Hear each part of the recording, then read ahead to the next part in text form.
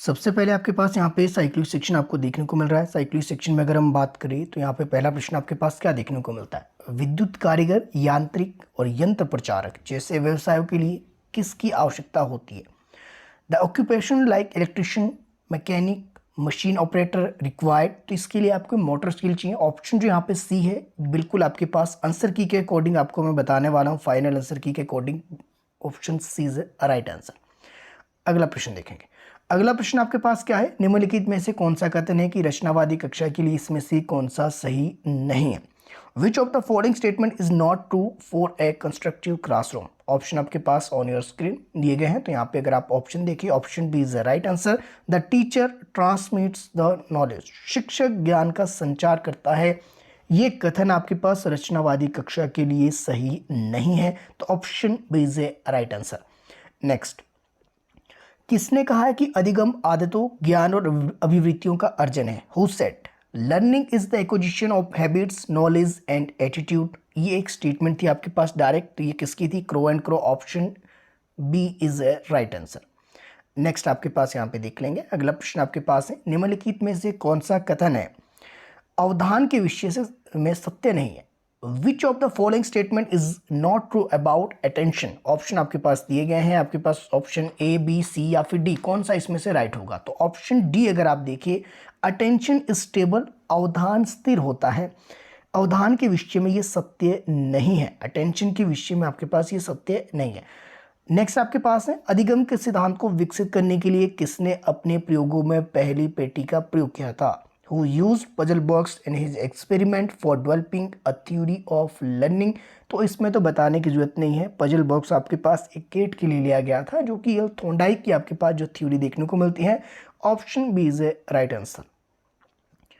एक व्यक्ति मौखिक अभिव्यक्ति के साथ साथ लिखित अभिव्यक्ति में अधिक स्पष्ट हो जाता है। ऑप्शन आपके पास दिए गए हैं। An individual become more clear in oral expression as well as written expression during.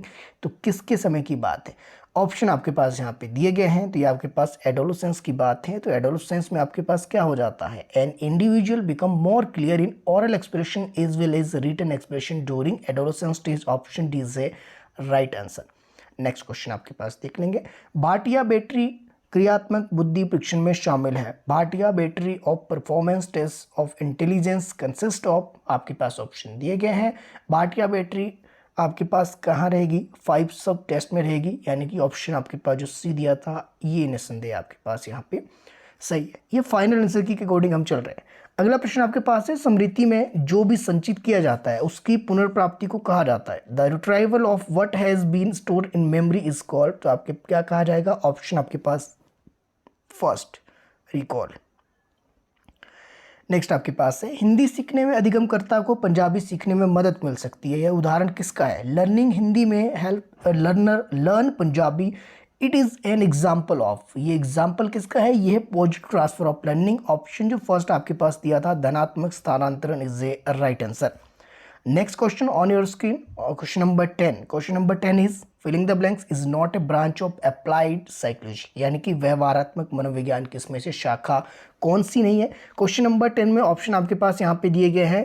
Research is not a branch of applied psychology, it means आपके पास experimental psychology. Option D is your right answer. Next question, question number 11।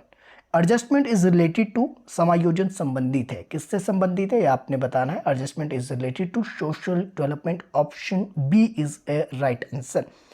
जब आपका exam आने वाला होगा, exam के समय with option आपको यहाँ पे मैं टोटल सॉल्व करवा दूंगा। अभी जस्ट आप यहाँ पे क्वेश्चन टू आंसर देख लीजिए, ताकि आपको ये भी पता लग सके जो आपने प्रश्न किया है कि आपके पास वो सही था या फिर गलत था।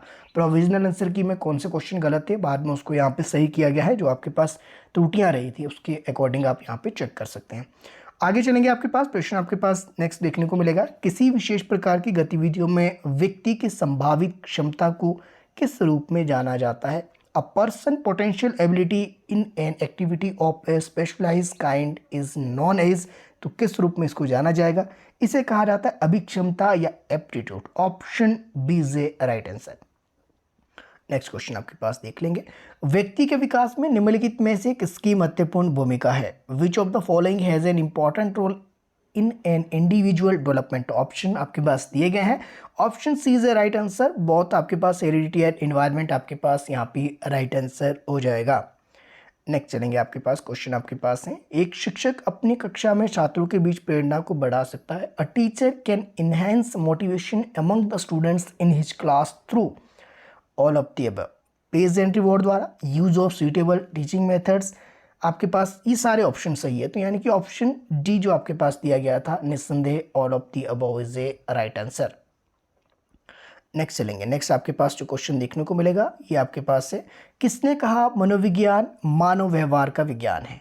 Who said psychology is a science of human behaviour. ये किसने कहा था, तो आपके पास कोल्सनिक। तो आपके पास ऑप्शन बी जो दिया गया था ये आपके पास यहाँ पे बिल्कुल ठीक था। अगला प्रश्न आपके पास है, निम्नलिखित में से क्या अब्राहम मैस्लो द्वारा प्रस्तुत वास्तविकरण सिद्धांत में आवश्यकताओं की पदानुक्रम संरचना की निचले भाग में आता है। Which of the following is it the bottom of hierarchy structure of needs presented by the Abraham Maslow in his self actualization theory. तो आई होप सभी को पता होगा, बायोलॉजिकल नीड्स जो आपके पास रहती है, यानी कि साइकोलॉजिकल जो फिजियोलॉजिकल आपके पास जो नीड्स है, ऑप्शन जो टी है इसको बायोलॉजिकल नीड्स भी कहा जाता है। ऑप्शन डी इज है राइट आंसर। आगे आपके पास है, कर्ट लेविन ने अपने अधिगम संबंधी क्षेत्र सिद्धांत में निम्नलिखित में से किस अवधारणा का उपयोग नहीं किया है। Which is the following concept was not used by the Kurt Lewin in his field theory of learning. तो ऑप्शन आपके यहाँ जो दिया गया है reinforcement. Option C is right answer. किसने कहा व्यक्ति जिस अनुपात में अमूर्त चिंतन करता है उसी अनुपात में वो बुद्धिमान कहलाता है। Who stated that an individual is intelligent in the proportion that he is able to carry on abstract thinking. तो ये आपके पास एक स्टेटमेंट है, ये टर्मन की आपके देखने को मिलती है। ऑप्शन बी यहाँ पे सही है। आगे चलेंगे, आपके पास नेक्स्ट है, निम्नलिखित में से कौन सा एक कथन है एक रचनात्मक व्यक्ति के लिए ये सही नहीं है। Which of the following statement is not true for a creative individual. तो किसके लिए है, a creative individual has limited range of interest. Option first जो आपके पास दिया गया है ये यहाँ पे सही हो जाएगा। आगे चलेंगे, अगला प्रश्न आपके पास देखने को मिलेगा, मानसिक आयु का प्रयोग सर्वप्रथम किसने किया है। Who use the term mental age for the first time. Option आपके पास यहाँ पे फर्स्ट है, बी ने is a right answer. Next चलेंगे, स्टार्टिंग में फिलिंग द ब्लैंक्स है, is a mental structure that help us to understand and interpret a new information. तो किसने कहा है, सभी को पता है, एक मानसिक संरचना है जो हमें नई जानकारियों को समझने और व्याख्या करने में मदद करती हैं। ये स्कीमा आपके होता है। तो option first is a right answer. पियाजे की जो थ्योरी है उससे संबंधित ये प्रश्न है, क्लास के अंदर अगर आप रहे होगी तो डेफिनेटली आपको ये पता होगा। अगला प्रश्न आपके पास देख लेंगे, दंड है, पनिशमेंट क्या है। पनिशमेंट क्या है, पॉजिटिव इन्फोर्समेंट है क्या नेगेटिव है, ये नॉट एन इन्फोर्समेंट। तो ऑप्शन डी आपके पास जो दिया गया नन ऑफ दी, इसमें जो राइट होगा, राइट आपके पास option c not a reinforcer, कोई प्रबलक नहीं है। ये थोड़ा सा कंफ्यूजन आपके पास क्वेश्चन है, लेकिन अब यहाँ पे ऑप्शन यही दिया है तो डेफिनेटली यही होना चाहिए। गिलफोर्ड द्वारा विकसित बुद्धि संरचना प्रतिमान प्रदान करता है। The structure of intellect model develop by the Guilford provides. तो यहाँ पे कितने आपके 150 रहेगा, तो factor of 150 factor of intelligence. Option C is a right answer. ये कैसे आता है ये सारी चीज़ें क्लास के अंदर हम देख लेंगे, या लास्ट में जब आपको रिवीजन वगैरह मैं करवाऊंगा ये ऑप्शन के साथ हम सॉल्व करेंगे, उसमें हम इसको डेफिनेटली देख लेंगे। स्पीयरमैन के अनुसार प्रत्येक बौद्धिक गतिविधि में शामिल होता है। According to Spearman each intellectual activities involve. तो each intellectual activity involve in g factor, ये भी थोड़ा सा आपके सस्पेंस में रहता है। हालांकि मेरे हिसाब से तो ये बहुत होना चाहिए, लेकिन डेफिनेटली आप कह सकते हैं अगर फाइनल आंसर की के अकॉर्डिंग आपके दिया गया है तो निस्संदेह आपका ये बिल्कुल ठीक है। Next question is on your screen, एक विज्ञान के रूप में मनोविज्ञान किसका अध्ययन करता है। Is a science of behaviour, psychology study. तो which option on your screen, question number 25। Option अगर आप यहाँ पे डी देखिए, बोथ, यानी कि overt and convert behaviour of any organism. Option D is your right answer. Next question on your screen, किस विधि में व्यक्ति अपने ही व्यवहार का निरीक्षण करता है और विश्लेषण करता है। In which method the individual observe and analyse his own behaviour. Option आपके पास यहाँ पे दिए गए हैं। ऑप्शन सी अगर आप देखें इंट्रोस्पेक्शन मेथड, यानी कि अंतर्दर्शन विधि। In which method the individual observe the analysis own behaviour. Own behaviour की बात आ रही है तो introspection method is the best, आपके option C is a right answer. Next चलेंगे, पियाजे के अनुसार बच्चा किसी समस्या के विभिन्न समाधानों को बहुत व्यवस्थित और तार्किक तरीके से तलाशना शुरू कर देता है। फॉर पियाजे the children begin to explore various solution of a problem in a very systematic and logical way during. तो किसके समय की बात है, जब बच्चा आपके पास यहाँ पे किसी समस्या के विभिन्न समाधानों को बहुत ही व्यवस्थित और तार्किक तरीके से तलाशना शुरू करता है। डी अगर आप देखें formal operation stage is right answer. ये आपके पास पियाजे की फर्स्ट स्टेज जो आपके देखने को मिलती है कॉग्निटिव डेवलपमेंट की, उससे संबंधित ये प्रश्न दिया गया था, तो निस्संदेह सभी को ये पता होगा और ये बिल्कुल ईजी सा क्वेश्चन है। इसमें कुछ एक आपके पास जो पियाजे की थ्योरी है, हर बार आपके क्वेश्चन देखने को मिलता है, इसमें कुछ एक टर्म्स आपके पास है, कुछ एक उसकी स्पेसिफिकेशन है हर एक स्टेज की। तो अगर आपने वो एक बार समझ ली तो मुझे नहीं लगता कि यहाँ से प्रश्न आप कभी गलत करके आओगे। अगला प्रश्न आपके पास देख लेंगे ऑन योर स्क्रीन आपके पास question number 28। According to Thorndike which of the following is not attribute of the intelligence. तो अगर यहाँ पे थॉर्नडाइक के अकॉर्डिंग हम चले तो which of the following is not an attribute of intelligence. तो option first memory, memory is a right answer. Option first आपके पास निस्संदेह यहाँ पे सही होगा।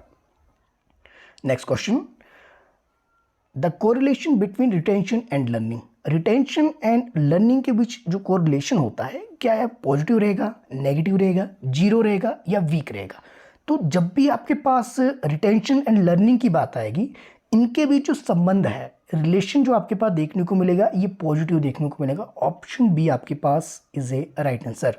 नेक्स्ट, चिंतन का अत्यंत सत्य रूप है। The simplest form of thinking is, आपकी क्या देखने को मिलेगा, creative thinking, abstract thinking, logical and concrete thinking. तो चिंतन का अत्यंत जो सरल रूप है, the simplest form of the thinking, concrete thinking, यानी कि मूर्त चिंतन। Option D is a right answer. तो अभी हम यहाँ पे साइकोलॉजी सेक्शन इस वीडियो के अंदर करेंगे ताकि साइकोलॉजी पार्ट अलग हो जाए, इंग्लिश अलग हो जाए, एसएसटी जीके वाला अलग अलग आपके पास सेक्शन हो जाए, और आगे का यहाँ पे हम सॉल्व करेंगे। 1 से 2 दिन में आपको नेक्स्ट वाले जो सेक्शन है वो भी आपको यहाँ पे प्रोवाइड करवा दूंगा। उम्मीद है कहीं ना कहीं आपके लिए वीडियो हेल्पफुल रहेगी और आपको यहाँ पे डेफिनेटली राइट आंसर का पता भी चल गया होगा, जो कि एचपी बॉस के अकॉर्डिंग आपके फाइनल आंसर की आपकी मेंशन किए गए हैं। आप चाहे तो दिसंबर टेट के लिए मेरे साथ यहाँ पे बने रह सकते हैं। मेरे साथ बने रहने के लिए आप सभी का तहे दिल से बहुत बहुत धन्यवाद।